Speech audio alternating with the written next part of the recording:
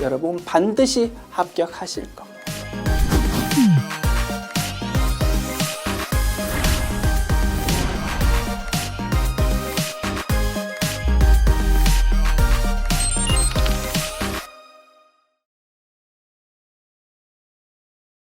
업무 무관 자산은 뭐 동산일 수도 있고 부동산일 수도 있습니다.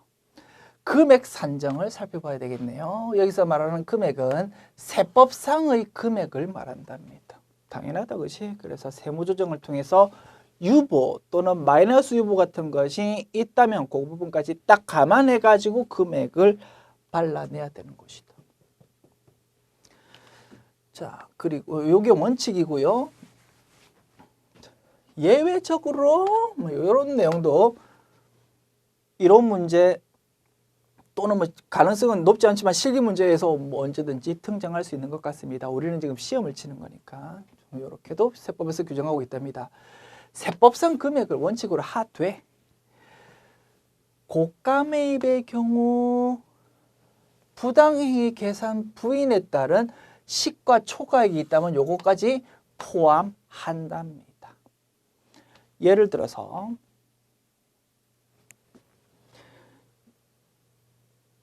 200만 원짜리 물건을요 사오는데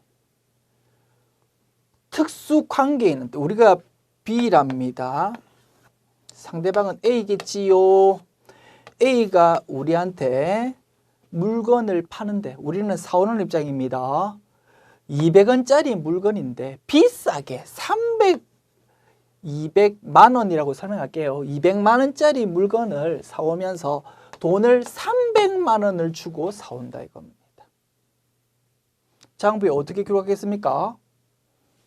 대변에 현금 300만 원, 차변에 요거를 어떤 자산이라고 할까요? 동산, 부동산이 있으니까 토지를 예를 들게요.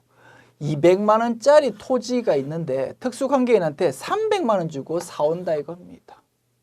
쓸데없이 우리는 비싸게 사온다. 그럴 수도 있겠지요. A하고 B하고 특수관계인이라고 계열사다 이겁니다. 서로 짜고 치는 고수도 팔 수 있습니다. 얘들은 200만 원짜리 물건 파면서 쓸데없이 300만 원 비싸게 파니까 이익을 남길 거고요. 우리는 손해를 볼 겁니다. 그 이유는 뭐겠습니까? 우리 우리 회사는 지금 이익이 너무 커. 이대로 가다가는 세금 폭탄 맞을 수 있다 이겁니다. 그러니까 세금 좀 깎으려고 200만 원짜리 물건 사오면서 비싸게 300만 원 준다 이겁니다. 300만 원 비싸게 사오면요. 이 부분은 결국은 토지면은 감가상각이 이루어지지 않지만 예를 들어서 건물 같은 거라면 감가상각비라는 비용 처리가 될 거거든요. 비용이 결국은 비싸게 주고 사오면은 비용 처리를 얼마든지 좀 높게 할 수 있기 때문에 조금 결과적으로는 나중에 손해, 비용 그러니까 단기 순이익이 작아지게 된다 이겁니다. 토지라면은 300만 원짜리 토지 사와가 토지를 200만 원짜리 토지를 300만 원 주고 사왔다고요. 비싸게 주고 사왔잖아. 사오자마자 다음 달에 팔 수도 있을 거라고. 팔 때 얼마 주고 팔겠습니까? 원래는 시장 가격이 200만 원짜리 토지니까 당연히 외부에 200만 원 주고 팔 거다 이겁니다. 그러면 비싸게 지금 사오면 처분 손실이 나중에 쓸데없이 생긴다 이겁니다. 됐죠? 그래서 결과적으로 B는 비싸게 사왔다는 말은 손해본다 이 말이고요. 단기순이익이 작아지고 세금을 작게 낸다 뜻이고 A는 세금을 좀 많이 낸다 이겁니다. 그 이유는 뭐라고요? A는 10년째 적자야. 2월 결손금이 엄청 많이 쌓여 있다고. 그래서 올해에 단기순이익이 아무리 크게 계산되어도 세금 낼 필요가 없어. 같은 계열사인데 A하고 B가 이렇게 있다 그러면 얼마든지 서로 짜고 치는 고수도 할 수 있다 이겁니다. 세금을 좀 작게 내려고. 그런 거를 세법에서는 부당행위 계산 부인이라고 부른답니다. 세금 너희들이 짜고 치는 고수도 해가지고 세금 함부로 깎지 마. 뭐 원칙대로 시장 가격대로 거래한 걸로 볼게 라고 처리된다 이겁니다. 그러면 얘들은 이익 본 거지요. 지금 현재 장부에 이익 본 거는 노타치입니다. 얘들은 세금 깎으려고 한 게 아니니까 문제는 B다 이겁니다. B 너희들 왜 200만 원짜리 토지를 300만 원 주고 사왔니? 이거 인정 못하겠어? 라고 세무조정이 바로 들어간다 이겁니다. 어떻게 세무조정 들어가냐면 차이 나는 100원만큼 마이너스 유보가 되도록 마이너스 세무조정 100원만큼 소득 처분은 마이너스 유보겠지. 뭐에 대한? 요 토지라는 자산에 대한 이렇게 세무조정이 된다 이겁니다. 이러한 내용을 우리 다음 단원인 제8절에서 열심히 공부하게 될 겁니다. 이름 뭐라고? 부당행위 계산 부인. 자, 그렇게 세무조정 될 건데요. 자, 지금 보는 업무 무관 자산 등에 대한 지급이자 계산할 때 요 가액은 그러면 얼마로 보냐 이겁니다. 장부에는 얼마로 기록되어 있다고? 장부에는 쓸데없이 비싸게 300만 원 되어 있지만 300만 원 되어 있지만 세무조정이 이렇게 이루어지니까 세법상의 취득가액은 얼마가 되는 거라고요? 시장 가격인 200만 원이 될 것입니다. 요걸 가지고 요 지급이자 송금 불산입 금액을 발라낼 겁니다. 세법상 취득가액으로 따지면 200만 원 기준으로 300만 원이 아니고 200만 원으로.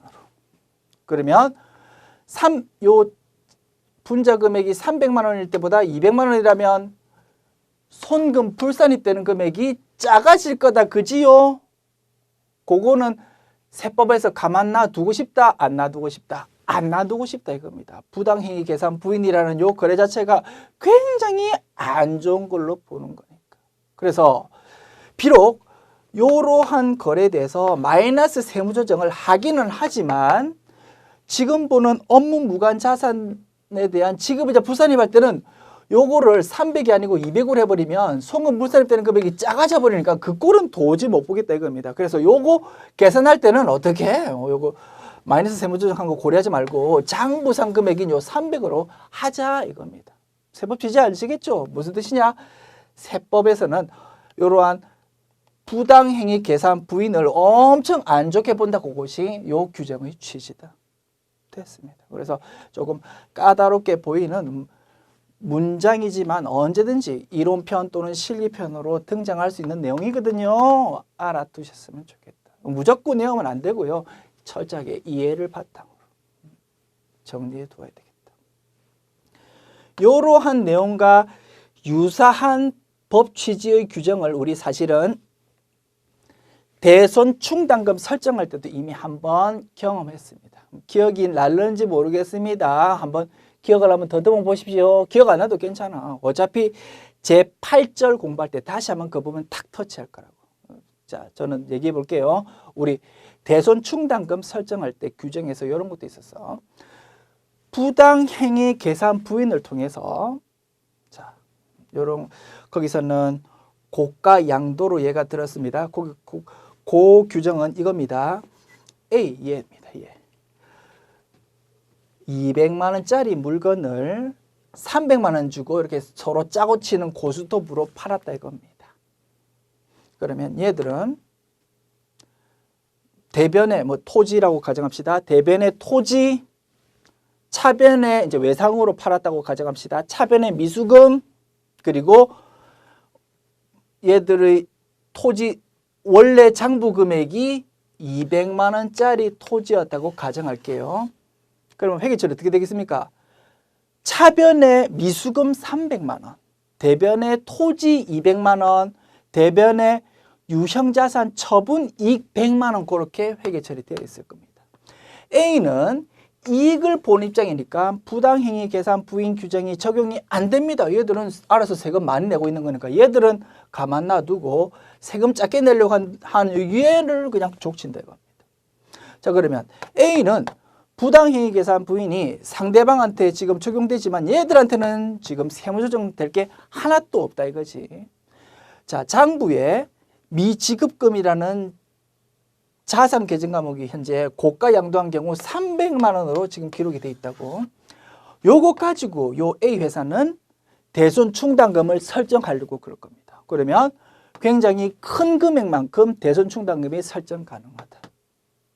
그거를 보고 싶다, 못 보고 싶다, 안 보고 싶다 이겁니다. 세법에서는 부당행위 계산한 요 A, B를 다 안 주게 보니까. 그래서 A한테는 비록 세무조정은 없지만 요 300원이라는 미수금에 대해서 대전충당금 설정할 때는 도저히 요거 가지고 설정하는 꼴을 못 보겠으니까 200원 요걸로 시가 초과액 부분을 차감하냐 요 부분을 가지고 대전충당금 설정하십시오라고 현재 규정했다 이겁니다. 요거를 우리 대전충당금 설정에서 공부했었다 이겁니다. 기억은 잘 안 나실 수 있겠지만 됐습니다. 그래서 요는 이겁니다. A랑 B랑 서로 짜고 치는 곳에서 한 거 안 좋게 보거든. 그러니까 A도 요러한 거래로 부당하게 좀 뭔가 세금 혜택을 보는 거 도저히 못 보겠고 B도 마찬가지다. 부당하게 어쩔 수 없이 이렇게 하다 보니까 세금 혜택을 약간 볼 수 있을 것 같은데 그거는 도저히 못 보겠다고 그것이 이러한 세법 규정들이 취지였다. 됐지요? 됐습니다. 그래서 세법, 법인세법 특히 세법 규정 자체가 워낙 이해하기 힘들고 그 속뜻을 모르니까 워낙 어렵게 느껴지는데요. 세법의 입장을 일단 딱 이해하고 나면 조금 이해하는데 조금 훨씬 수월해질 거라고 생각되고요. 그것이 결국은 세법의 실력이라고 생각이 됩니다.